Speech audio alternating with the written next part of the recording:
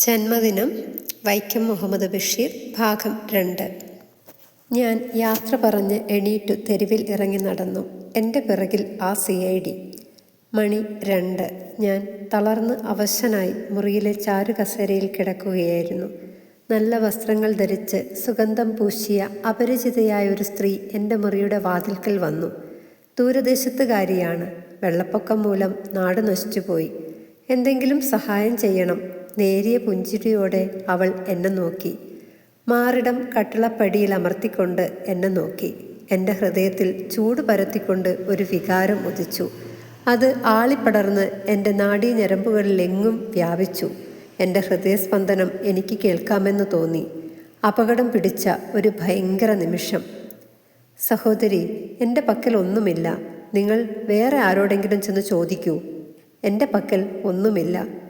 ഒന്നുമില്ലേ? ഇല്ല. എന്നിട്ടും അവൾ പോകാതെ നിന്നു. ഉച്ചത്തിൽ ഞാൻ പറഞ്ഞു, പൊക്കോളൂ, ഒന്നുമില്ല. ഓ. അവൾ പരിഭവത്തോടെ കുണുങ്ങി കുണുങ്ങി നടന്നുപോയി. എങ്കിലും അവളിൽ നിന്നും പുറപ്പെട്ടുകൊണ്ടിരുന്ന പരിമളം. മണി 3. ആരോടെങ്കിലും കടം വാങ്ങിച്ചാലോ? ഭയങ്കരമായ ക്ഷീണം, വല്ലാത്ത നിസ്സഹായ അവസ്ഥ. ആരോട് ചോദിക്കാനാണ്? പല പേരുകളും എൻ്റെ ഓർമ്മയിൽ വന്നു. പക്ഷേ കടം വാങ്ങുക സ്നേഹബഹുമാനത്തെ കുറയ്ക്കുന്ന ഒരേർപ്പാടാണ്. മരിച്ചു കളഞ്ഞാലോ എന്ന് ഞാൻ ആലോചിച്ചു. മരണം എങ്ങനെയായിരിക്കണം? മണി 3:30. നാവ് താണുപോകുന്നു. തീരെ ആവതില്ല. കുളിർ ജലാശയത്തിൽ ഒന്ന് മുങ്ങിയെങ്കിൽ, ആകെ കുളിർമയോടെ ഒന്ന് തണുത്തെങ്കിൽ. അങ്ങനെ കിടക്കുമ്പോൾ ചില പത്രാധിപന്മാരുടെ എഴുത്തുകൾ വന്നു. കഥകൾ ഉടനെ കിട്ടണം. മടക്കത്തപാലിൽ അയച്ചേക്കണം. എഴുത്തുകൾ അവിടെ ഇട്ടിട്ട് ഞാൻ അങ്ങനെ ആവതില്ലാതെ കിടന്നു.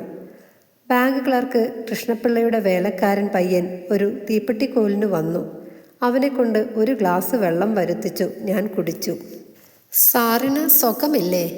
11 വയസ്സായ ആ പയ്യന് അറിയണം. ഞാൻ പറഞ്ഞു, സുഖക്കേടൊന്നുമില്ല. പിന്നെ സാറുണ്ടില്ലേ? ഇല്ല. അയ്യോ, അതെന്താ ഉണ്ണാഞ്ഞേ?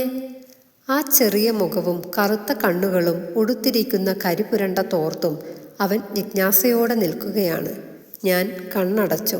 പതുക്കെ അവൻ വിളിച്ചു, സാറേ. ഞാൻ കണ്ണു തുറന്നു. അവൻ പറഞ്ഞു, എൻ്റെ 2 അണയുണ്ട്. അതിന്? അവൻ പരുങ്ങി. ഞാൻ വരുന്ന മാസത്തിൽ വീട്ടിൽ പോകുമ്പം സാറ് തന്നേച്ചാൽ മതി. എൻ്റെ ഹൃദയം വിങ്ങി. അള്ളാഹുവേ, കൊണ്ടുവരൂ. അത് കേൾക്കാത്ത പാട് അവൻ ഓടി. അപ്പോൾ സഖാവ് ഗംഗാധരൻ വന്നു. വെള്ള ഖദർമുണ്ട്, വെള്ള ഖദർ ചുബ, മീതെ പുതച്ച നീല ഷാളും, കറുത്ത നീണ്ടുരുണ്ട മുഖവും കാര്യഗൗരവമുള്ള നോട്ടവും. ചാരുകസേരയിൽ ഘമയിലുള്ള എൻ്റെ കിടപ്പ് കണ്ട് ആ നേതാവ് പറയുകയാണ്, അമ്പടാ, നീ വലിയ ബൂർഷയായിപ്പോയല്ലോ.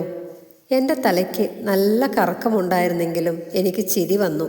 ആ നേതാവിൻ്റെ വസ്ത്രങ്ങളുടെ ഉടമസ്ഥാവകാശം ആർക്കുള്ളതായിരിക്കുമെന്ന് ഞാൻ പതുക്കെ ചിന്തിച്ചുപോയി.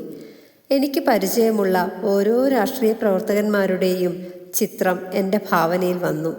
എന്താണ് നേടാനുള്ളത്? ഗംഗാധരൻ ചോദിച്ചു. നീ എന്താ ചിരിക്കുന്നത്? ഞാൻ പറഞ്ഞു, ഒന്നുമില്ല മോനെ, നമ്മുടെ ഈ വേഷവിധാനങ്ങൾ ഓർത്ത് ചിരിച്ചു പോയതാണ്. നിന്റെ തമാശ കളഞ്ഞിട്ട് കേൾക്കൂ. വലിയ കുഴപ്പം നടക്കുന്നു. ലാത്തിച്ചാർജും ടിയർ ഗ്യാസും വെടിവയ്പും നടന്നേക്കും. 13,000 തൊഴിലാളികൾ പണിമുടക്കിലേർപ്പെട്ടിരിക്കുകയാണ്. 1.5 ആഴ്ചയായി അവർ പട്ടിണി കിടക്കുന്നു. വലിയ ബഹളം നടന്നേക്കും. മനുഷ്യർ പട്ടിണി കിടക്കുമ്പോൾ എന്തും സംഭവിക്കും. ഞാൻ ഈ വിവരങ്ങളൊന്നും പത്രങ്ങളിൽ വായിച്ചില്ലല്ലോ. പത്രങ്ങളിൽ റിപ്പോർട്ട് ചെയ്തു പോകരുതെന്ന് താക്കീതുണ്ട്. അത് കൊള്ളാം. ഞാൻ ആയതിലേക്ക് എന്തു ചെയ്യണം? അവരുടെ വക പബ്ലിക് മീറ്റിംഗ് ഉണ്ട്. ഞാനാണ് അധ്യക്ഷൻ. അവിടെ ചെന്നു പറ്റാൻ ബോട്ടുകാർക്ക് കടത്തുകൂലിക്ക് 1 അണ വേണം. പിന്നെ ഞാൻ ഇന്നൊന്നും കഴിച്ചിട്ടുമില്ല. നീയും എൻ്റെ കൂട്ടത്തിൽ വാ. മോനെ, കാര്യം നല്ലത് തന്നെ. പക്ഷേ എൻ്റെ പക്കൽ കാശൊന്നുമില്ല. കുറേ അധികം ദിവസമായി ഞാനും വല്ലതും കഴിച്ചിട്ട്. നേരം വെളുത്തിട്ട് ഇതുവരെ ഞാനും ഒന്നും കഴിച്ചിട്ടില്ല. പോരെങ്കിൽ ഇന്നെൻ്റെ ജന്മദിനവുമാണ്.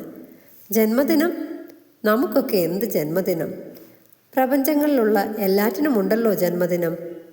അങ്ങനെ വർത്തമാനം പല വഴിക്കും പോയി. ഗംഗാധരൻ തൊഴിലാളികളെ പറ്റിയും രാഷ്ട്രീയ പ്രവർത്തകരെ പറ്റിയും ഗവൺമെൻറ്റിനെ പറ്റിയും സംസാരിച്ചു.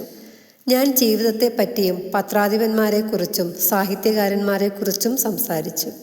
അതിനിടയിൽ പയ്യൻ വന്നു. ഒരെണ്ണ ഞാൻ കയ്യിൽ വാങ്ങി. ബാക്കി ഒരെണ്ണയ്ക്ക് ചായയും ബീഡിയും ദോശയും കൊണ്ടുവരാൻ പറഞ്ഞു. കാലണ ചായ, അരയണ ദോശ, കാലണ ബീഡി. ദോശ പൊതിഞ്ഞു കൊണ്ടുവന്ന അമേരിക്കൻ പത്രക്കടലാസിൻ്റെ തുണ്ടിൽ ഒരു ചിത്രമുണ്ടായിരുന്നു. അതെന്നെ വളരെ ആകർഷിച്ചു. ഞാനും ഗംഗാധരനും കൂടി ദോശ തിന്നു. ഓരോ ഗ്ലാസ് വെള്ളം വീതം കുടിച്ചു. പുറകെ കുറേശ്ശെ ചായയും. അതിനുശേഷം ഒരു ബീഡി കത്തിച്ച് പുക വിട്ടുകൊണ്ട് ഗംഗാധരന് ഒരെണ്ണ കൊടുത്തു. പോകാൻ നേരത്ത് തമാശയായി ഗംഗാധരൻ ചോദിച്ചു, ഇന്ന് നിന്റെ ജന്മദിനമല്ലേ? നിനക്ക് ലോകത്തിനായിക്കൊണ്ട് വല്ല സന്ദേശവും കൊടുക്കാനുണ്ടോ? ഞാൻ പറഞ്ഞു, ഉണ്ട് മോനെ, വിപ്ലവ സംബന്ധിയായ ഒന്ന്. കേൾക്കട്ടെ. വിപ്ലവത്തിൻ്റെ അഗ്നിജ്വാലകൾ എങ്ങും ആളിപ്പടർന്ന് ഉയരട്ടെ. ഇന്നത്തെ സമുദായ ഘടന എല്ലാം കത്തിദഹിച്ച് സുഖസമ്പൂർണവും സമത്വസുന്ദരവുമായ പുതിയ ലോകം സംജാതമാവട്ടെ. ബേഷ്, ഞാൻ ഇന്ന് ഇതിവിടെ തൊഴിലാളി മീറ്റിങ്ങിൽ പറയാം എന്നു പറഞ്ഞ് ഗംഗാധരൻ ധൃതിയിൽ നടന്നുപോയി. ഞാൻ ഓരോ രാഷ്ട്രീയ പ്രവർത്തകന്മാരെ പറ്റി ചിന്തിച്ചു. ഓരോ എഴുത്തുകാരെ പറ്റിയും എല്ലാതരം സ്ത്രീ പുരുഷന്മാരെ പറ്റിയും. അവരൊക്കെ എങ്ങനെ ജീവിക്കുന്നു? അങ്ങനെ കിടന്നുകൊണ്ട് ഞാൻ ആ ദോശ പൊതിഞ്ഞു കൊണ്ടുവന്ന കടലാസ് എടുത്തു. അപ്പോൾ പടി കടന്ന് വീട്ടുടമസ്ഥൻ മുഖം വീർപ്പിച്ചു കൊണ്ടുവരുന്നത് കണ്ടു. അയാളോട് ഇനി എന്തവധിയാണ് പറയേണ്ടതെന്നാലോചിച്ച് ചിത്രത്തിൽ നോക്കി. ആകാശചുംബികളായ കൂറ്റൻ മണിമേടകൾ നിറഞ്ഞ മഹാനഗരം. അതിൻ്റെ നടുക്ക് ശിരസുയർത്തി നിൽക്കുന്ന ഒരു മനുഷ്യൻ. ഇരുമ്പ് ചങ്ങലകളാൽ അയാളെ വരിഞ്ഞു മുറുക്കി ഭൂമിയോട് ചേർത്ത് ബന്ധിച്ചിരിക്കുകയാണ്. എങ്കിലും അയാളുടെ നോട്ടം ബന്ധനത്തിലോ ഭൂമിയിലോ അല്ല, വിദൂരതയിൽ ഉയരെ സൗരയൂഥങ്ങൾക്കപ്പുറത്ത് അന്തമില്ലാത്ത ദൂരത്തിൽ കതിരുകൾ ചിതറുന്ന മഹാതേജപുജ്ഞത്തിൽ. അയാളുടെ കാലുകൾക്ക് സമീപം ഒരു തുറന്ന പുസ്തകം. അതിൻ്റെ 2 പേജുകളിലായി ആ മനുഷ്യൻ്റെ എന്നല്ല എല്ലാ മനുഷ്യരുടെയും ചരിത്രം. അത് ഇപ്രകാരമാണ്. ചെങ്ങലകളാൽ എന്ന പോലെ മണ്ണോട് ബന്ധിതനെങ്കിലും അവൻ നോക്കുകയാണ് സമയകാലങ്ങളെ പിന്നിട്ട് ധീരമോഹനമായ നാളെയിലേക്ക്. എവിടെയാണ് നാളെ? എന്താ മിസ്റ്റർ? വീട്ടുടമസ്ഥൻ്റെ തണുത്ത ചോദ്യം. ഇന്നെങ്കിലും തരാമോ? ഞാൻ പറഞ്ഞു, പണമൊന്നും വന്നു ചേർന്നിട്ടില്ല, അടുത്ത ഏതെങ്കിലും ദിവസം തരാം. പക്ഷേ അദ്ദേഹം ഇനി അവധി കേൾക്കാൻ ഭാവമില്ല. ഇങ്ങനെ എന്തിനു ജീവിക്കുന്നു? അദ്ദേഹത്തിൻ്റെ ചോദ്യമാണ്. വളരെ പരമാർത്ഥം. ഇങ്ങനെ എന്തിനു ജീവിക്കുന്നു?